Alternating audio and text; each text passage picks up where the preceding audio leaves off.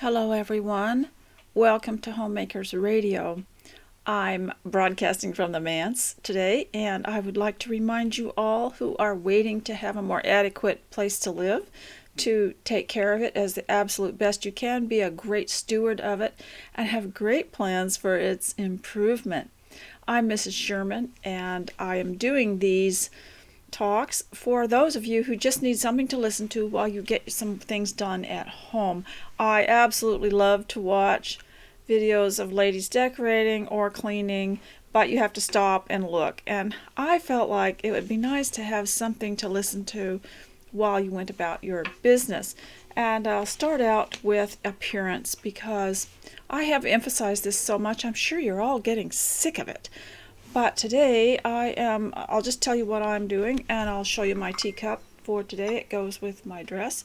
This is an old Laura Ashley pattern that was from, they used to put the dates on these down here at the bottom. Let me see if I can peel that around and find it. It was, let me just see here,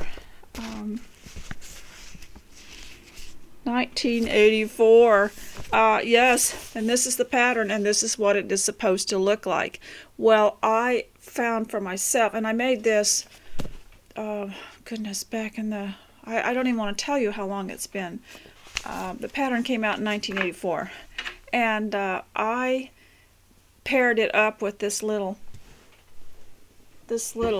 scarf because it gives me a little more coverage, and at my age, of course, I'm getting quite crepey and bony and everything, so I wanted you to see that because I dress up for homemaking, and if it's cotton, then it's very comfortable. It's just like wearing t-shirt and jeans when you wear the cotton clothes that you make. And the cotton that you sew is much different quality than the cotton that you buy ready-made. And I've gotten where I can hardly wear anything that is store-bought.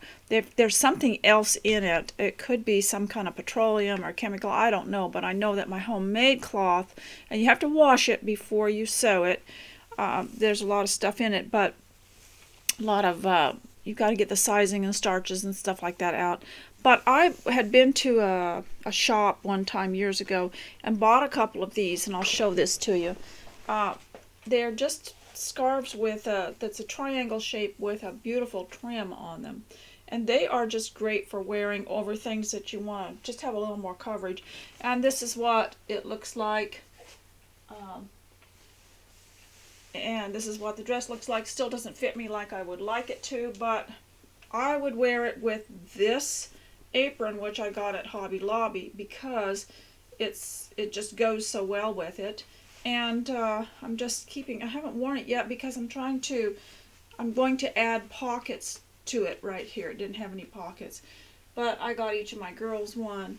And so the fun of it, getting your appearance ready for the home, the fun of it is matching up the apron and getting your little notebook out and the teacup, everything that you like, and giving it an importance, a start.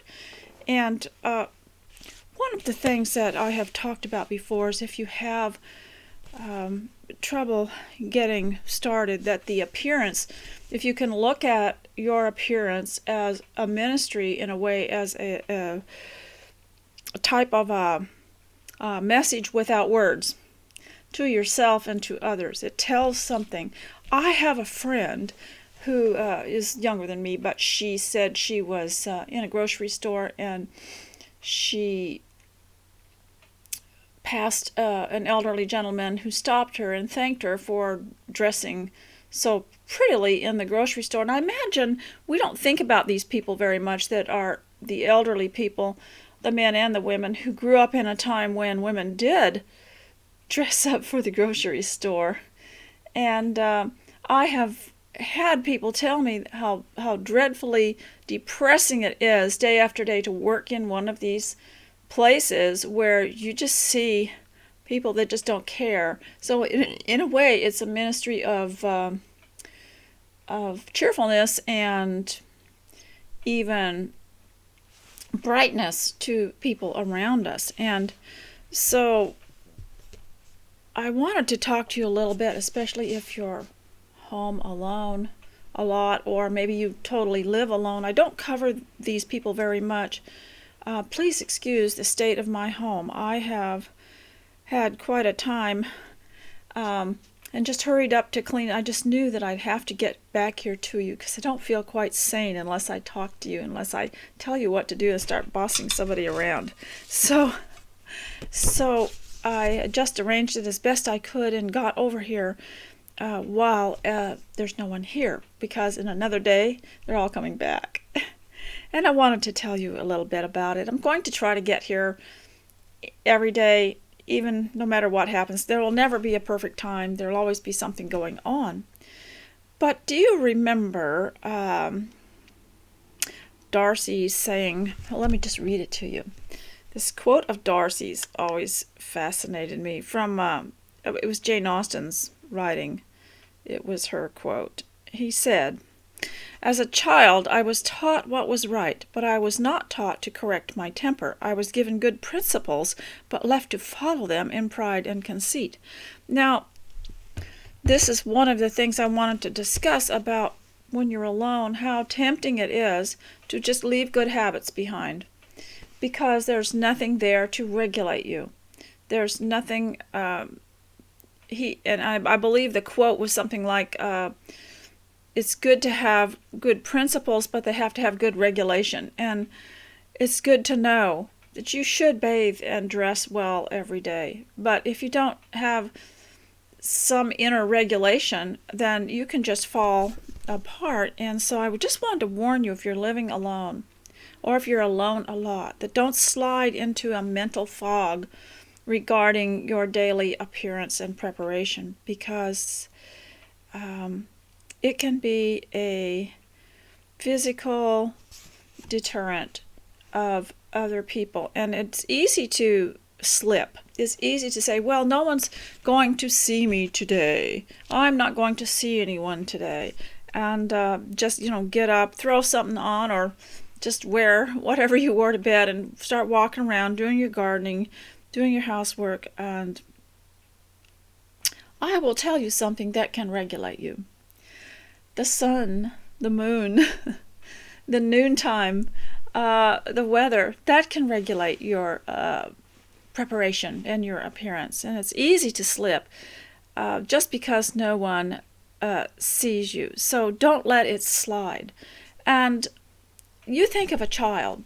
Who of you have not watched as you after you have bought a young child a new outfit, new pair of jeans and a shirt, and he puts them on, and he loves them and he feels so good. He's not thinking what we're thinking when we get something new or we dress up and look. We're thinking about, is anyone going to see me? But they don't. They're thinking, this is wonderful. This feels wonderful. I have a new shirt. I have new jeans. And they'll walk around and they'll move around in them and they'll test it out, and they might even change into the next outfit that they got, and they're not doing it because someone is, quote, going to see them. And this is where we need to return to some of our childhood innocent sensibilities, because why do we say things like, no one's going to see me today? My house isn't going to see me today. Little children don't feel that way when they get something new to wear. They're excited. They jump up and down sometimes. Now, I had boys that did not like the stiffness of denim jeans, and it took me a long time before they would even put them on. They didn't like them. They liked their softer clothes, that they wore when they were babies. And so, but this newness, they always responded to this newness when they were little. They wanted, they felt good, and it was reinforcing themselves as dignified human beings. So we should never think, well, I'm not going out today, I'm not going anywhere, no one's going to see me today. Forget it. Just act as though someone is going to see you, and you'll be seeing you, and you'll be feeding back to yourself either depression or a good impression. And so I wanted to just give you that little lecture because it is a ministry. Your appearance, your preparation is a ministry. And I always say, bathe and dress, because putting on clean clothes on a clean self is just gives you a nice fresh start. And you know, there are people today that are just afraid of water. They just don't. I don't know what happened there, but I noticed this when the colleges became more popular. People would come home from college and they were no longer bathing, or they'd come home from some other thing that they had joined for a few years, and when they came home they weren't bathing. And so I don't know what it is, but my family loved taking showers, loved going swimming, loved having, loved water. And I don't know what it is today, but we need to get back to that love of water. And so also wanted to talk to you about a few things that we did while I was gone. And I'm hoping that I can get back more often, because I feel like I need to be talking to somebody some sense besides what do you want for dinner. And so and I've had my my descendants here, and they like food, and it's a great big deal around here. And I've thought about two things on how a tradition is, how family traditions are created. Well, I noticed this last time that some of the little smaller ones were wanting to do things that they had done here before, that they remembered that I had done before. And so the nature walk, I just did it one time and they didn't forget it. Well, now we have to go on a nature walk every time. This is how these traditions are formed. And I had a house and garden tour. Let's go through, as soon as you get in, before you mess up everything, let's go through the rooms and see what I've done here and what all's going on. And so now there'll always be a house and garden tour. And there will always be the things, the games we made up, the things that we did. So I want to start a little bit with some of the things that we did. And one of our traditions is, one of them started leaving me a note. And I noticed there was no note this time. So I decided to put things in their rooms, the ones that were staying in rooms, that they could use. Now, I needed containers, so I got this sand toy that for when we wait for the beach. And then this is for a younger person, and it has a nighttime things in it that they would use, that they would need in their room. And there's writing materials, and I have a stamp pad, a rubber stamp, and a little box full of little acrylic stamps for one of them. And then another one of them, like I said, I needed containers, so I just have this truck with a pencil, a new pencil sharpener. They always like a new pencil because the erasers are perfect, and some writing paper. And then they can leave me a note. And I have to tell you, though, some of these decorative type toys, especially this truck, is not a toy. I did let some of the older children play with it, but you have to be careful with them. They have sharp edges and metal that's not turned down. And I noticed here there's a little sharp piece, and here there's a sharp piece. So they're just decorative. They come from places like Hobby Lobby and catalogs. You cannot use these for toys. And if you do, you have to warn them, because it's just not well refined. All these little things are sharp on them. The metal, the stuff like that, it's not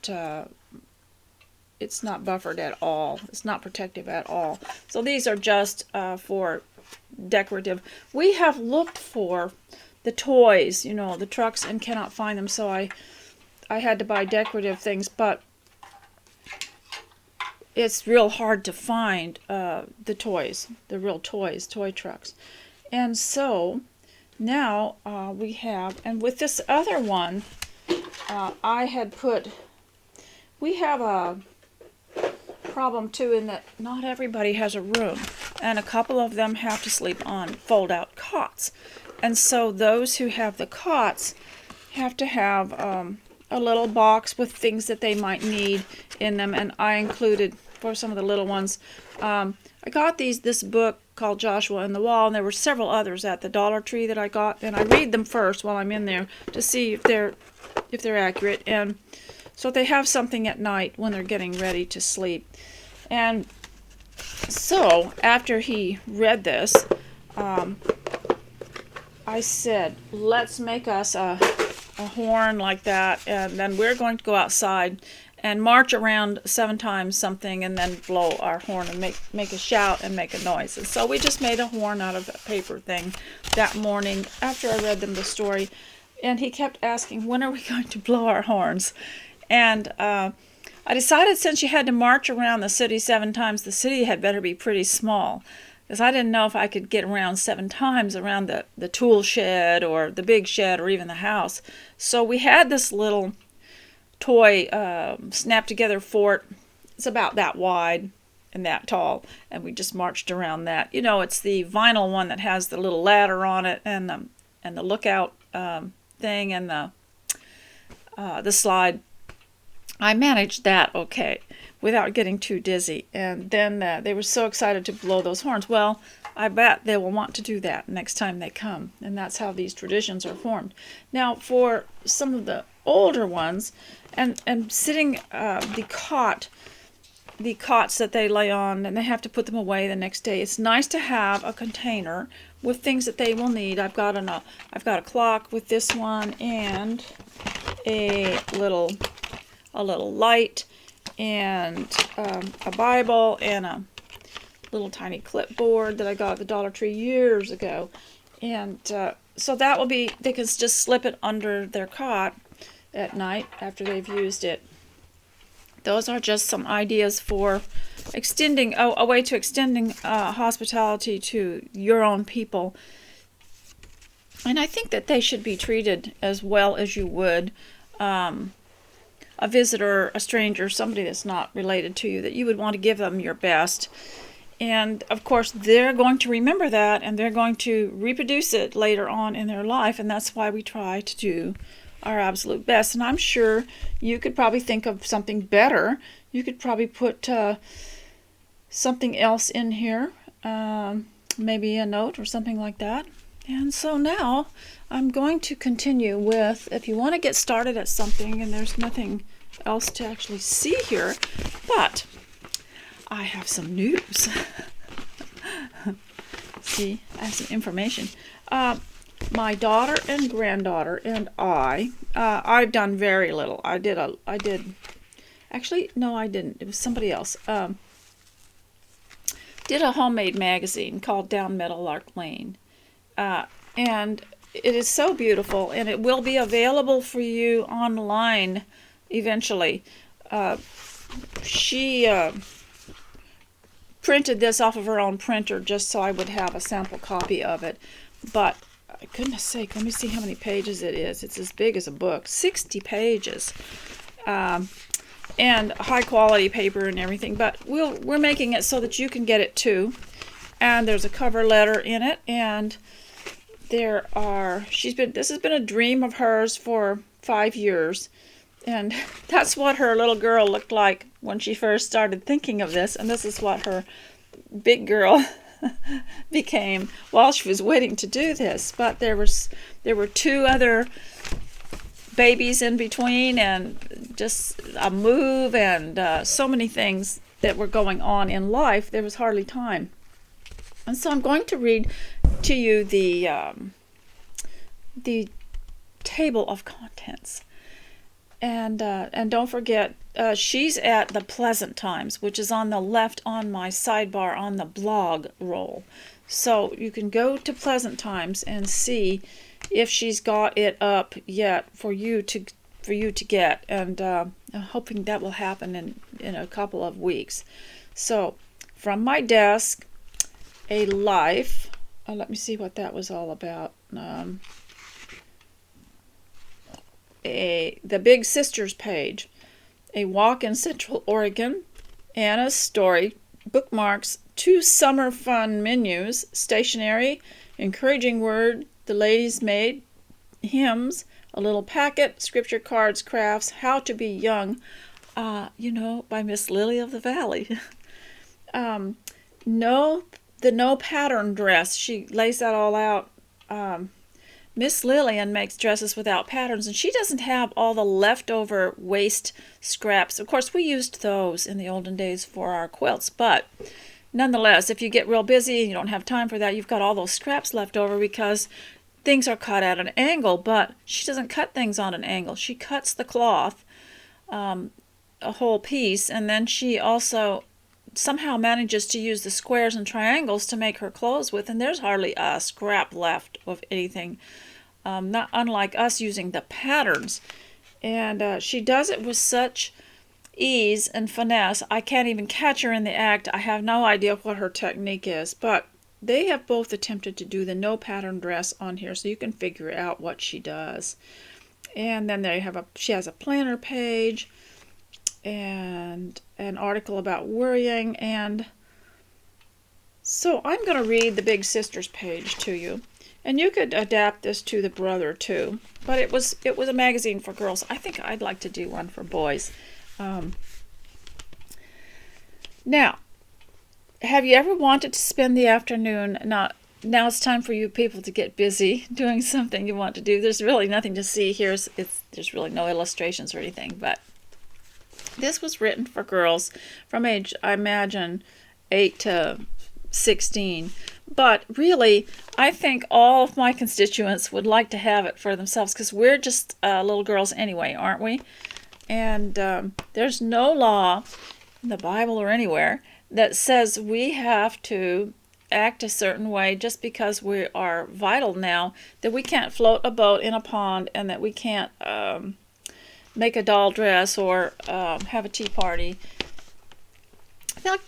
People just like to take the fun out of your life, don't they? They just knock it out of you. You can't have any fun unless it's something that's very worldly. And then you kick back and forget about life and forget about your responsibility. And one of the things that I meant to say the last time that I was here was when I had read you that article about how to be young, about crafting and sewing and homemaking and tea time and outdoor life, that if people learn to do that and learn to love that and be absorbed in it all, it's less likely they're going to have any kind of vice in one hand and a different vice in another hand and that are self-destructive. And so I wanted to include that because this is constructive. It's building up the person. So a Big Sisters page. Now we could do this for the brother too. Have you ever wanted to spend the afternoon curled up on the couch, lost in the world of Anne of Green Gables, I suppose she meant, only to have your little brother pestering you to pay attention to him right now? Now the little brother called me the other day. He's 4 3/4, he tells me. And he said, one thing that would keep me from living a miserable life is if someone would play with me.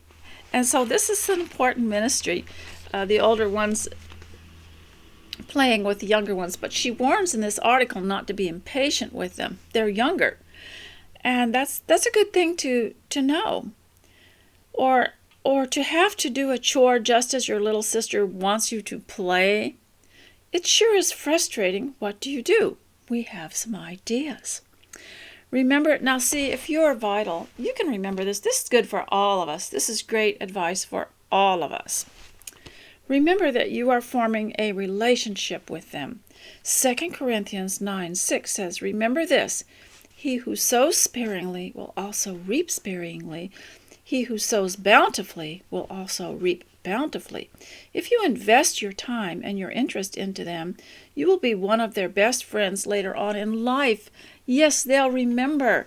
And children are not primitive people. They take in a lot at a very young age. Now, at a very young age, I believe before I could even walk, I still have this, not a foggy memory, but just a fleeting memory of taking in some information. And the information that I took in was I was watching and feeling what was going around in the household. I was just laying there or propped up or something. And Mother was giving something to father, and father was fixing something for mother. And the solution that I got into my head at a very young age was, we people in this household, we're taking care of each other, and we are holding each other up, and that's the way things work. And so there was no terror there. There was no uncertainty, because father was going to build the fire and mother was going to cook something for father, and they kept looking at me, and they were all keeping an eye on everything.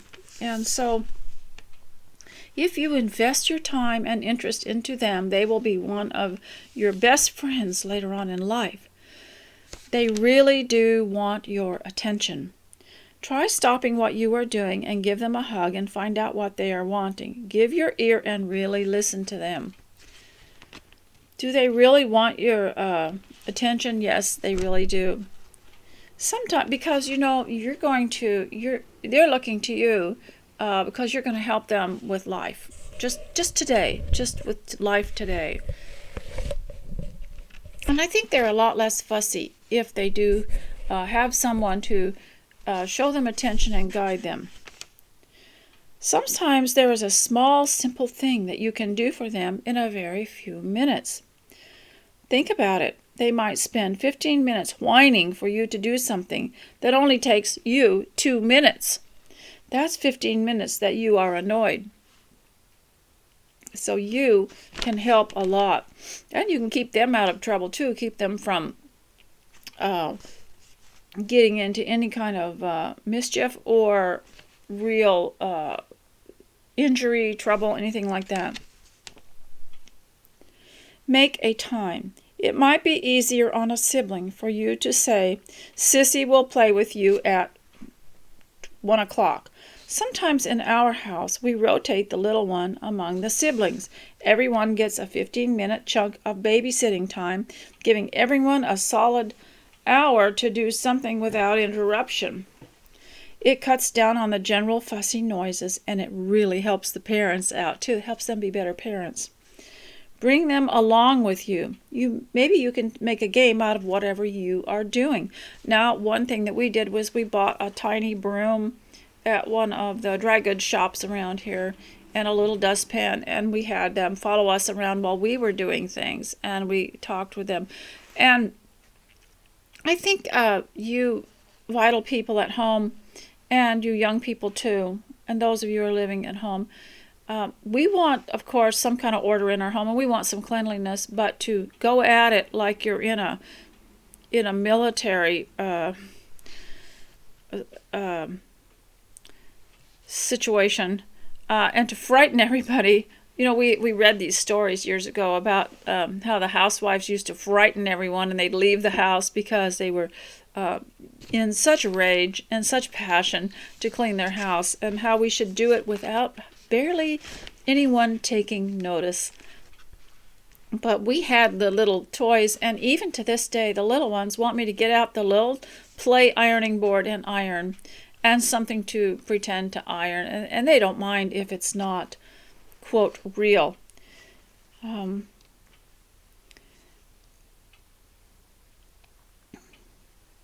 Tell them a story. Children are riveted by stories, and their imaginations are big. They will follow you everywhere to hear the rest of the story, and you can get stuff done at the same time. Just make one up. Read to them. Find a book you both enjoy. Sometimes little kids can understand more advanced stories than board books, and all children like Bible stories. Teach them something. A memory verse, a new song, how to read, how to count, how to play chess, fold washcloths, or speak a foreign language. You could be training a future interesting playmate or chore buddy. They will not always be little, and someday you can do things together that will be fun for both of you. What not to do.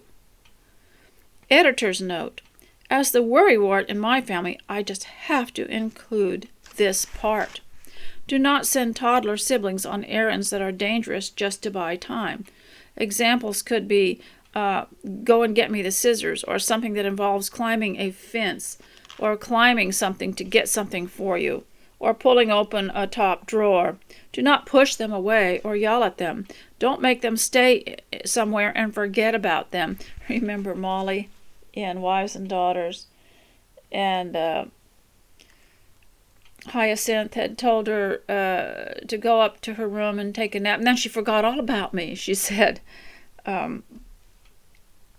In trying to include them, don't take them on don't leave them alone in a room if they're very little. I always objected to closing the children's bedroom doors.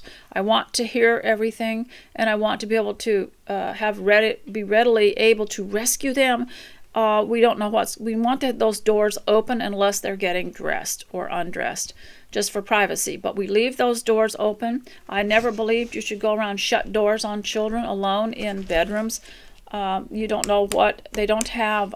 They're not fully developed mentally, and they don't have the sense sometimes to know what is dangerous or not dangerous. So little children, we don't shut the bedroom doors. Because you don't know, you have to be able to always keep an eye on them. In trying to include them, don't take them on big kid adventures where they might get hurt. Modify your activities, or go to find your parents to explain why little Johnny can't go with you. Do you have any other tips? Be sure and tell me. Now, this was a little poem written by Laura E. Richards, which was one of our little favorite authors when I was first homeschooling, and there was very little you could find in literature and art. It didn't occur to me at the time, which now I know, to write my own stuff and write my own stories, write my own poems, and teach them those.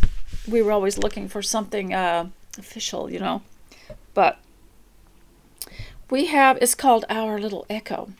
We have an echo in our house, an echo 3 years old, with dimpled cheeks and wistful eyes, and hair of sunny gold. This little echo, soft and sweet, repeats what others say, and trots about on tireless feet, upstairs and down all day. It makes us very careful not to use a naughty word, lest in the echo's lisping tones it should again be heard, which would be such a dreadful thing, as anyone can see who has an echo in this house a little over 3. So that's just one of the chapters in here. And hopefully you'll all get a copy of your own someday. We hope. We are talking about a very busy family, a very busy mother. And today I also wanted to share with you more of this book, Cottage Core, and encourage you, just write your own. Just get, one of my favorite things are these index cards. Some of them have lines on one side and blank on the other. Some of them are just blank on both sides. And I punch holes in them. Let me see if I can find the one with the punched hole. Can't find them. And make a book and just write my own stuff. And of course the children just love them, and that's all you need to do. And you can write your own seasonal things to do. But today I'm going to read to you about how to make solid perfume out of beeswax. And you can get beeswax sometimes in craft stores, and you can just follow the directions. You'll need beeswax pellets, sweet almond essential oil, and then some desired other essential oils such as vanilla or orange, and some little jars with lids on them. And so melt the beeswax and almond oil. You just do that in a pan. This can be done either in a metal or heat-proof bowl over a pan of simmering water. Yes, they used to call those double boilers. Once melted, carefully drop in your essential oils, mixing them with a metal teaspoon. Pour the mixture into the containers and leave to set before attaching the lid. The perfume works by applying it with your fingertips. The heat from your fingertips liquefies the perfume, which can then be applied to your pulse points. Experiment with different scents and varying amounts of essential oil to create your own signature. Now, this was in the section on summer. And, of course, I believe that there are more seasons than the 4. recognize seasons. I really do. I feel it. I think that every month is a season of its own. But you could do this in any season, and winter would be nice too. So, and now I'm going to read to you about Eric Sloane's weather book. And the reason I'm doing this is because I'm actually homeschooling you. There's so much that we don't know because we've outsourced everything. We've turned over education to the so-called educational experts, which we're finding out don't have any knowledge at all. They're just following a script that's been given to them, and they're getting paid to do that. And they don't really have a great amount of knowledge beyond that, and they don't research. And one of the tragedies of the weather situation is that people are listening to it on the media. They've turned that over to the media too. And don't you remember the farmer used to lick his finger and put it in the air to see which way the wind was blowing?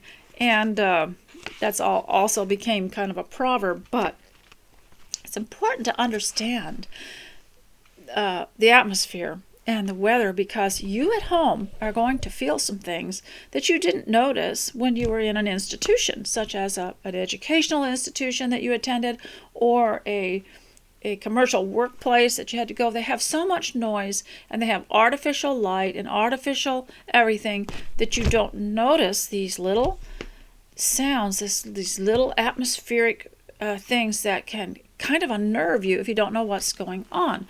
And anxiety sometimes is caused by lack of knowledge. And for those of you who are anxious in the evening, those of you who may be living alone, especially anxious in the evening, I want to tell you about something. Well, just remind myself to do that. But when you find out what all this creepy feeling or noise that you're hearing, it sounds like a rush, like a mighty rush, and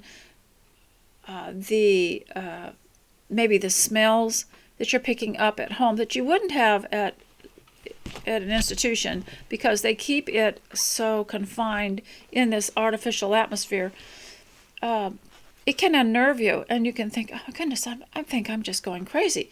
But you start reading about this and you start understanding it a little better, then the anxiety can dissipate. Remember, I told you about the lady who was always afraid to fly, and they used to have these courses you could take called Fear of Flying. And when she used to get on a plane, she didn't know what was going on, and she just thought it was just the end, and all the noises and the vibrations and things like that just wrecked her. And then she took the Fear of Flying course, and she learned what everything was, what everything meant, what the air pressure, what the feeling in her ears, what everything meant. And then she said the next time she went on a flight, she just sailed right through.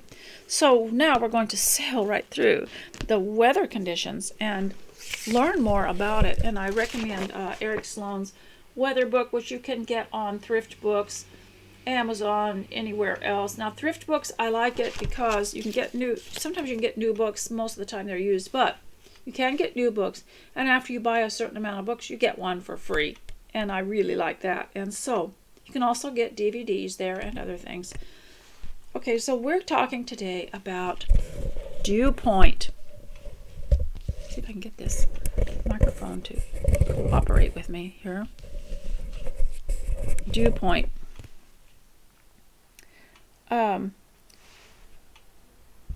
Many people think that I'm homeschooling you now. Now, if you want a homeschool certificate, you will never get it because it's just never over. You just keep going. In fact, I sometimes tell my children I really am disappointed because they learned something without me. They did something behind my back, and we always were learning together. So now when they come back, everybody has to share something with me. And I'm having a little trouble with my microphone here, so we want to straighten this up and see if we can get it to behave itself. There we go.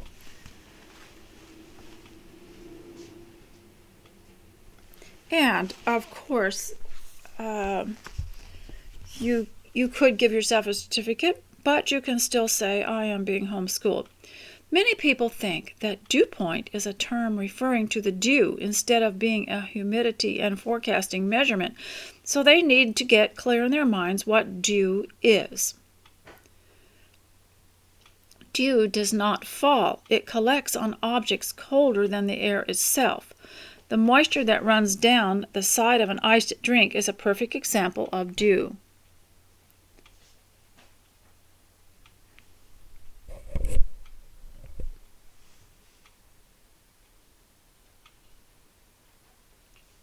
The cold glass has collected water directly from the air in the room. Because warm air can hold in suspension a larger quantity of moisture than cold air, the cooling of air with the fall of night makes some of the moisture condense in the form of dew. You see that on the inside of your windows. If the temperature is below freezing, however, this collection will frost rather than dew. Dew forms more rapidly when the air is calm than when it is in motion. It forms on cloudless nights because there are no clouds to hinder heat radiation. Hence, when dew collects, there is a clear sky, and the morrow will be without rain. A dewless night or early morning is a forerunner of rain. Now everybody needs a notebook that has a page in it on weather so you can figure out what's going on.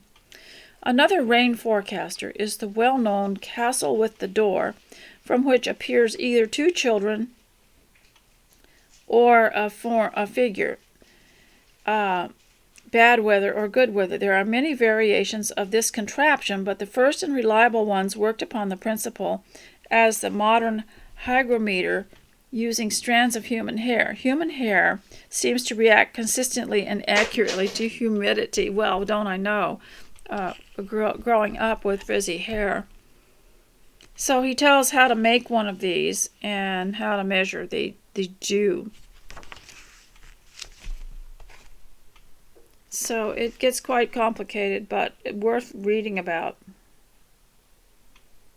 And we will read more about that at another time. And now I'm going to read to you from the Jane Austen diet book, and really hoping that my microphone is working here till the end.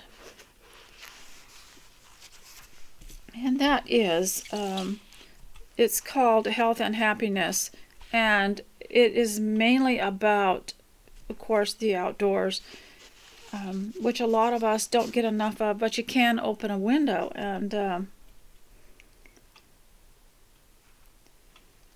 so I'm going to read about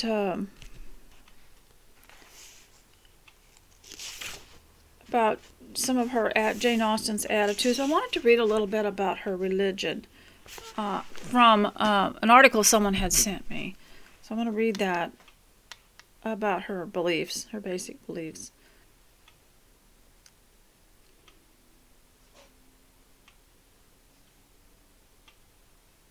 Okay, so here it is. The Spiritual Side of Jane Austen's Novels, and it's by Julie Rattay, and it was published in 2013.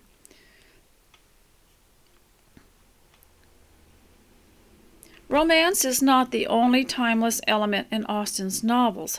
Her work has a solid moral and spiritual foundation that makes them as much about vice and virtue, character and conscience, as about marriage and manners. The turning points in her novels often hinge on a character's examination of their conscience, putting morality front and center.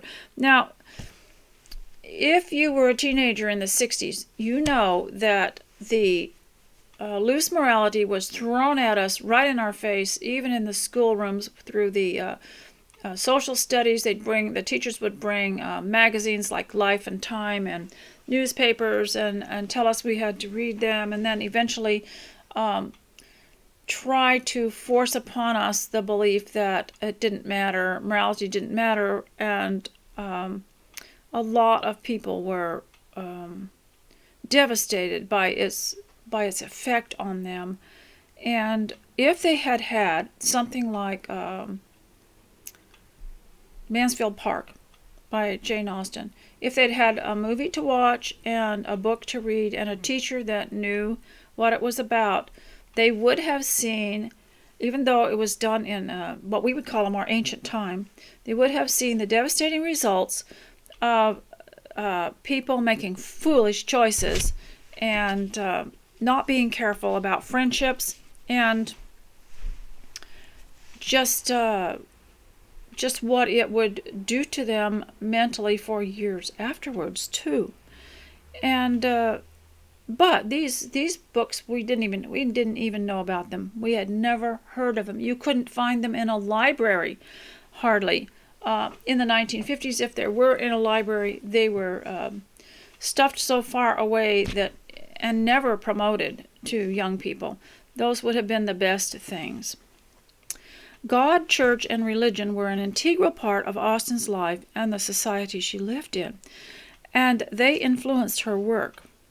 Her novels are rife with moral commentary on everything from hypocrisy, Mr. Collins in Pride and Prejudice, well, I would say also in Mansfield Park, to near occasions of sin in Mansfield Park, the play within the story, to love and marriage. Speaking in Pride and Prejudice of the marriage between wayward Lydia and the deceitful Wickham, Austen offers how little of permanent happiness could belong to a couple who were only brought together because their passions were stronger than their virtue, Elizabeth could easily conjecture. The influence of Austen's religious and moral worldview is seen perhaps more explicitly in Mansfield Park. Now, it would have been nice if, let's say, starting at age 15 or even earlier, young people could have been educated in this. You could still learn. If you want to have a curriculum for your family, for your home, you could still learn reading, writing, arithmetic, manners, geography, and history while reading the works of Jane Austen, plus many other things. And social studies, you could still learn all that and learn the consequences of bad choices. But of course, back in the 60s and the 50s, we were not that did not enter into our education, and so it is so sad, and what a loss it was. Always a little bit jealous of my children and grandchildren because they got to have this rich homeschool life with the mother was so smart. She chose books and things that were not part of a school curriculum, but were things like this that I'm talking about now. So, the influence of Austen's religious and moral worldview is seen perhaps more explicitly in Mansfield Park, whose heroine, Fanny Price, humbly examines her conduct and that of others through the lens of morality. For example, Fanny disapproves of staging the play at Mansfield Park because it facilitates an inappropriate flirtation between the engaged Maria Bertram and the rakish Henry Crawford. So Mansfield Park also gives a positive view of a church and clergy throughout the character of Edmund Bertram.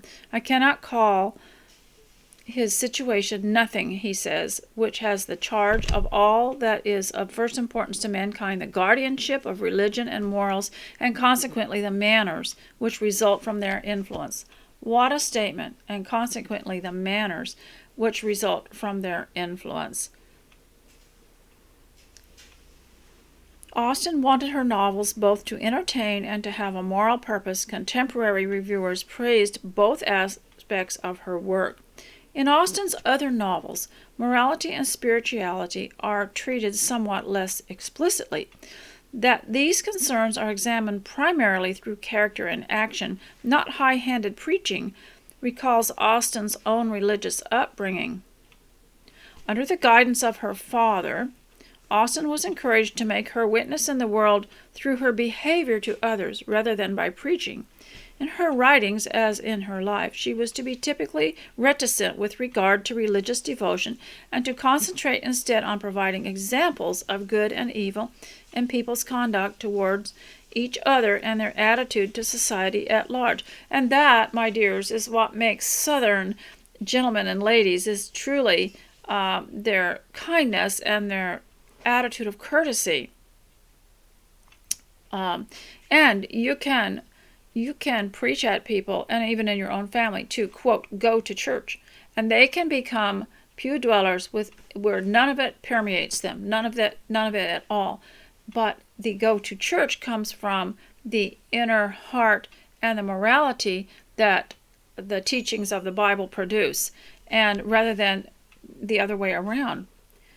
One need look no further than the titles of Pride and Prejudice and Sense and Sensibility to see that the characters' flaws and virtues are as important to the stories as the characters themselves. Austen's heroes and heroines shine brighter either in devotion to or in reformed adoption of the virtues of justice, fortitude, and temperance, and the fruits of the Spirit, charity, joy, peace, patience, kindness, goodness, generosity, gentleness, faithfulness, modesty, self-control, and chastity.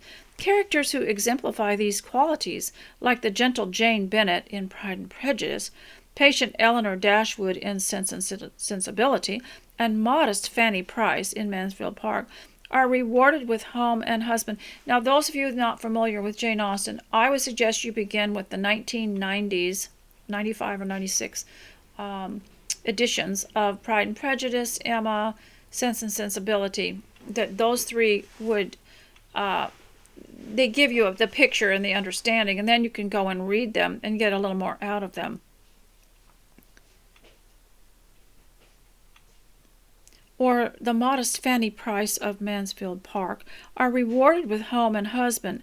Those who often do not, the narrow-minded Mr. Collins, the preening Sir Walter Elliot, are playfully skewered. Those needing some polish, the proud Darcy, emotionally intemperate Marianne, and snobbish Emma, are metaphorically thrust into the belly of the whale for a sober examination of conscience, and then before being spat out. I liked it, especially Elizabeth Gaskell, that she had characters like that you'd think they're just up to no good and they're going nowhere, but she redeemed them, she educated them, and they became likable towards the end as they learned their error of their ways. And that's like all of us. And you don't want to label your children as being this or that or the other thing, because it only reinforces bad manners. And for instance, don't tell a child he's bad-mannered. Say that is not a good manner. That is a bad manner. But you don't call the person bad, because you can label them, and pretty soon they think they are supposed to be that way, and they can't seem to overcome it. So then Emma, chastened and grateful, a few steps from the altar. Their final task is the same that awaits the repentant sinner, confession and reconciliation. In Austen's novels, these are sealed with a marriage. The famous conversation between Darcy and Elizabeth near the end of Pride and Prejudice, full as it is of moral terms like pride, vanity, and ashamed on one hand, and kindness, generous, and compassion on the other, is as much a confession of sins as it is a profession of love. In Emma, only after the character has acknowledged her folly and wrongs and atoned for them through good works is she a suitable life partner for Mr. Knightley. In Sense and Sensibility, Marianne's near-fatal illness, partly brought on by her emotional indulgence, spurs a realization of her faults and a humble confession to her more stable sister Eleanor. She expresses a penitent desire to atone to God, family, and community. My feelings shall be governed and my temper improved. They shall no longer worry others, nor torture myself. I shall now live solely for my family. If I do mix in other society, it will be only to show that my spirit is humbled, my heart is amended, and that I can practice the civilities, the lesser duties of life, with gentleness and forbearance. As for Willoughby, his remembrance shall be regulated. It shall be checked by religion, by reason, by constant employment. Now, those are comments from the book. That's why I say, after you have figured out what the plot is, what is going on, who the characters are through these the movies, then you go to the books. Because they are written in a very wordy way, much like L.M. Montgomery wrote the Anne of Green Gables series. They used many, many words, and sometimes a paragraph will be spent in a description that well, might throw the modern mind off of where's this going and where's the plot and who is who. So to watch the movie always was helpful to me, maybe not to you. Everybody's different. Mary Ann's reform enables her to recognize the merits of the worthy Colonel Brandon and ultimately accept him. Whether the parallel is intentional or not, one can see in these character progressions the echo of the soul's journey from sin and thus separation from God to spiritual reconciliation and symbolic marriage with Christ. The journeys of Austen's leading characters recall the soul's pilgrim's progress to the celestial city and its encounters with a host of, that's from, what's the name of those books? I'm thinking it was called Pilgrims Progress. To the reader's delight, this progress is narrated with Austen's characteristic wit, a reminder that on this journey it doesn't hurt to laugh at ourselves along the way. I could not sit seriously down to write a serious romance under any other motive than to save my life, Austen wrote in 1816. And if it were indispensable for me to keep it up and never relax into laughing at myself or at other people, I'm sure I should be hung before I finished the first chapter. Towards the end of Pride and Prejudice, Darcy speaks to Elizabeth of the faults of his past.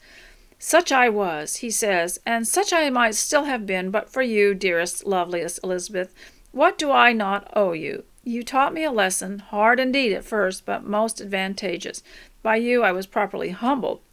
Through her novels, Austen acts as an Elizabeth for her readers, revealing to us our human weaknesses and making us, if we are humble enough to heed her implicit advice, better heroes and heroines for our own real-life adventures. Now, this was written by Julie Rattay, and it was written in 2013, and it can be found on AmericanMagazine.org. And I appreciated being able to read that. It was pretty good, wasn't it? Goodness, I don't think I could write like that. But I have a few seconds left, and I want to read this little section called Glowing and Lovely in Happiness, because we're on the health. This is actually a health book, and it's all about the things that the Regency people did that are revealed through her books, through the Jane Austen books, that give us a glimpse of their health. And he has a little section here called Glowing and Lovely in Happiness. And it reminds me of a book by Charles Dickens. I always tell you I didn't like Charles Dickens, but some of the characters and sayings kind of stuck in my head. And one of them was someone was asking Bella how Lizzie was doing. And she said she's suffering from unbearable happiness. I always remembered that phrase, suffering from unbearable happiness. Glowing and Lovely in Happiness. Embracing the patriotic spirit of Regency England, let's begin our mind-body lesson by doing the historic, respectable thing, blaming the French. The main reason most of us find the whole mind-over-matter concept so strange and wild today is largely thanks to 17th century French philosopher René Descartes. Now, the mind-over-matter thing is taught in the Bible because we're not supposed to follow the things which tempt us, but to think about what God wants us to do, what the Bible says, what it forbids, what it permits, etc. I also wanted to read a little bit about I don't want to always read other people's stuff, but I'm just not capable of writing that much, and I don't know if I would have enough content if I didn't. However, I am working on that. And this is the part where Mr. Gibson goes away, and there's another thing. You can get the BBC production of Wives and Daughters by Elizabeth Gaskell and watch it segment by segment in order to understand it. And after you've seen it and you read it, you see what a good job they did. But it will give you a better overview of what's going on in the story.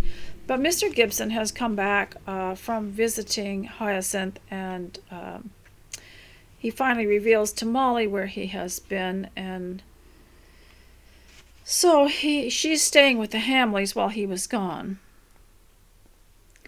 It was too late to go round by Hamley that afternoon. The Towers and the Towers Round lay just in the opposite direction to Hamley, so it was the next morning before Mr. Gibson arrived at the Hall, Hamley Hall, and they called it the Hall. And I've noticed people are now naming their property or their house. My daughter's name of her house is the Hill because it is on a hill and it's so steep. So Mr. Gibson arrived at the Hall, timing his visit as well as he could, so as to have half an hour's private talk with his daughter Molly before Mrs. Hamley came down into the drawing-room.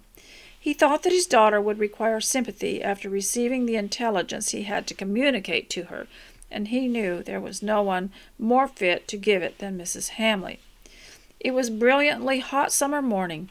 The men in their shirt sleeves were in the fields getting in the early harvest of oats, as Mr. Gibson was a country doctor, rode slowly along. He could see them over the tall hedgerows, and even hear the soothing measured sound of the fall of the long swaths as they were mown.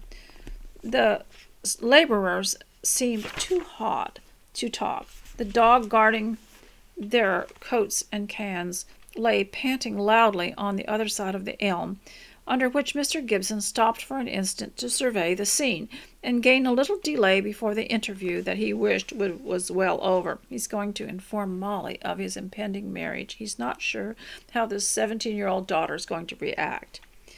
In another minute he had snapped at himself for his weakness, and put spurs to his horse. He came up to the Hall at a good sharp trot. It was earlier than the usual time of his visits, and no one was expecting him. All the stablemen were in the fields, but that signified little to Mr. Gibson. He walked his horse for about 5 minutes or so before taking him into the stable, and loosened his girths, examining him with perhaps unnecessary exactitude. He went into the house by a private door and made his way into the drawing-room, half expecting, however, that Molly would actually be in the garden. She had been there, but it was too hot and dazzling now for her to remain out of doors, and she had come in by the open window of the drawing-room. Oppressed with the heat, she had fallen asleep in an easy-chair, her bonnet and open book upon her knee, one arm hanging listlessly down. She looked very soft and young and childlike, with a gush of love sprang into her father's heart as he gazed at her. "Molly," he said gently, taking the little brown hand that was hanging down and holding it in his own. "Molly." She opened her eyes that for one moment had no recognition in them. Then the light came brilliantly into them, and she sprang up and threw her arms around his neck, explaining, "Oh, Papa, my dear, dear Papa, what made you come while I was asleep? I lose the pleasure of watching for you." Mr. Gibson turned a little paler than he had been before. He still held her hand and drew her to a seat beside him on a sofa without speaking. There was no need. She was chattering away. "I was up so early. It's so charming to be out here in the fresh morning air. I think that made me sleepy. But isn't it a gloriously hot day? I wonder if the Italian skies they talk about can be bluer than that. That little bit you see just between the oaks, over there." She pulled her hand away and used both it and the other to turn her father's head so that he should see exactly the very bit she meant. She was rather struck by its unusual silence. She said, "You know, Papa, I don't think you're looking well. You want me home to take care of you. How soon may I come home?" "Don't I look well? That must be all your fancy, Goosey. I feel uncommonly well, and I ought to look well, for I have a piece of news for you, little woman." He felt that he was doing his business very awkwardly, but he was determined to plunge on. "Can you guess it?" "How should I?" said she, but her tone was changed, and she was evidently uneasy, as with the presage of an instinct. "Why, you see, my love," he said, again taking her hand, "that you are in a very awkward position, a girl growing up in a family such as mine, young men around, which was a piece of confounded stupidity on my part, and I am confounded to be away so much." "But there is Miss Eyre," she said, with a strengthening, indefinite presage of what was to come. "Dear Miss Eyre, I want nothing but her and you. Still, there are times like the present when Miss Eyre cannot be with you. Her home is not with us. She has other duties. I have been in great perplexity for some time, but at last I have taken a step which will, I hope, make us happier. You're going to be married again, she said, helping him out with a quiet, dry voice and gently drawing her hand out of his. Yes, to Miss Kirkpatrick. You remember her? They call her Claire at the Towers. You recollect how kind she was to you that day you were left there? She did not answer. She could not tell what words to use. She was afraid of saying anything, lest the passion of anger, dislike, indignation, whatever it was that was boiling up in her breast, could find vent in cries and screams, or worse, in raging words that could not be forgotten. It was as if the piece of solid ground on which she stood had been broken from the shore, and she was drifting out to the infinite sea alone. We shall continue that another time. I need to have some time to get my voice back, and I hope that you have got a few things done while you listen today, and that you are making great plans to have a stable life at home. I will talk more about that later. I decided that the people part would have to be the wives and daughters and the other things that I read today, because it all is about how people react, and we see Molly reacting to this stunning news, which I think is really important to keep people from reacting strongly to sudden news. Is not to give them sudden news, to bring them along on your life as to what you're considering and what you're doing, and let them see. Too many times a young person will tell his parents something he's going to do, and they didn't know anything about it, but he had discussed it with a lot of other people online, and he'd already signed papers for something, and they knew nothing about it. And to prevent this kind of shock, it's really hard on a person. I think that it shouldn't be so much like Osborne, who did so many things in secret. It would be very helpful if a person is really sincere and what they're doing is right. They don't need to hide it and then spring it on someone. So, ladies, I hope you've had a wonderful time so far. Those of you that were just listening, and those of you that needed something to sleep by, and I hope you do really well today and keep your heart on Christ. And I'll talk to you later. Bye.